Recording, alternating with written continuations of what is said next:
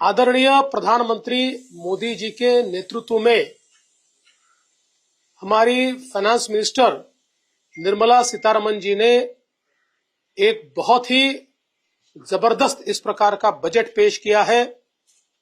विशेष रूप से इसको हमारे मध्यम वर्ग के लिए ड्रीम बजट कहा जा सकता है।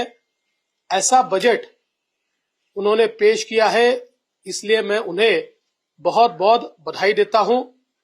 विशेष रूप से इनकम टैक्स का एग्जम्पशन स्लैब जिस प्रकार से परिवर्तित किया गया है और 12 लाख रुपए तक कोई इनकम टैक्स नहीं लगेगा, ये जो घोषणा है ये निश्चित रूप से एक मील का पत्थर भारत की अर्थव्यवस्था के इतिहास में साबित होगा। 7 लाख से सीधा 12 लाख का जंप। और मैं बता देना चाहता हूं कि 2014 में मोदी सरकार ने ही 2.5 लाख तक एग्जम्पशन लिमिट लेकर वो गए थे। वहां से लेकर अब 12 लाख तक का ये सफर हमारे मिडिल क्लास, सैलरीड और हमारे जो नए तरुण है, इनके लिए एक बहुत ही सुखकारी इस प्रकार का अनुभव होगा। इसके कारण एक डिस्पोजेबल इनकम एक बहुत बड़े तबके के हाथों में आएगी, जिसके कारण खरीद भी होगी, डिमांड भी बढ़ेगी, एमएसएमई को भी फायदा होगा, रोजगार की भी निर्मित होगी। तो एक प्रकार से इसका एक बड़ा अर्थव्यवस्था पर इफेक्ट हमको दिखाई देने वाला है। इसके साथ साथ जिस प्रकार से कृषि के क्षेत्र में अलग अलग योजनाओं को घोषित किया है, फिर 100 जिलों में जो नई कृषि की योजना हो, या फिर जो हमारे ऑयल सीड्स है, दलहन तिलहन है, इसके लिए एक नई योजना की घोषणा हो।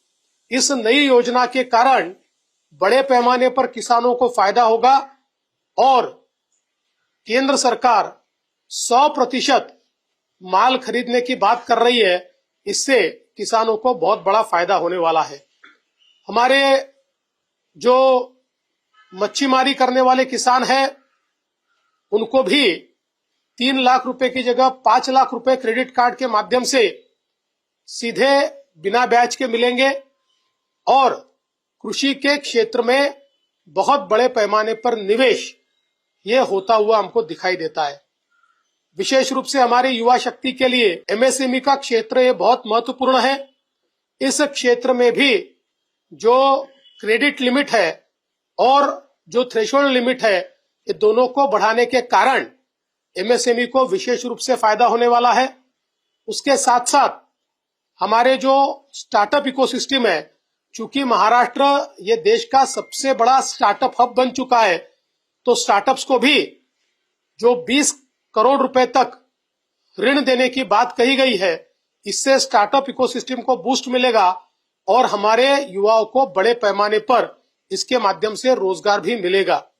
इंफ्रास्ट्रक्चर के क्षेत्र में भी जिस प्रकार से पीपीपी को बढ़ावा देकर इंफ्रास्ट्रक्चर में प्राइवेट सेक्टर के निवेश को बढ़ाकर एक प्रकार से बड़े पैमाने पर रोजगार का निर्माण करने का जो फैसला किया गया है, राज्यों को 50 साल का बिना ब्याज का इंफ्रास्ट्रक्चर ऋण देने के लिए 1.5 लाख करोड़ रुपए ये केंद्र सरकार ने रखे हुए हैं।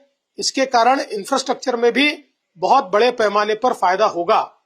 इसके साथ साथ कई योजनाएं जो केंद्र सरकार ने आज घोषित की है, मैं ऐसा मानता हूं एक पाथ ब्रेकिंग इस प्रकार का ये बजट है। 21वीं शताब्दी में एक नई दिशा देने वाला ये बजट है। विकसित भारत की ओर भारत को ले जाते हुए समावेशी विकास, सभी को साथ में लेकर समावेशी विकास करने वाला इस प्रकार का ये बजट हमारे प्रधानमंत्री जी ने और हमारे फाइनेंस मिनिस्टर ने यहाँ पर रखा, इसलिए उनको मैं बहुत बहुत बधाई देता हूँ।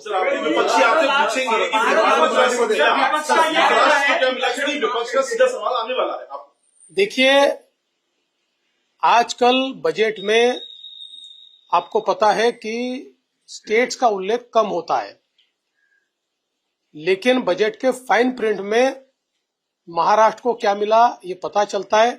पिछले बार भी हमारे विरोधियों ने बिना पढ़े महाराष्ट्र को कुछ नहीं मिला ये बताया, और उसके बाद दोपहर तक मैंने आंकड़े जाहिर किए तो फिर उनके मुंह बंद हो गए।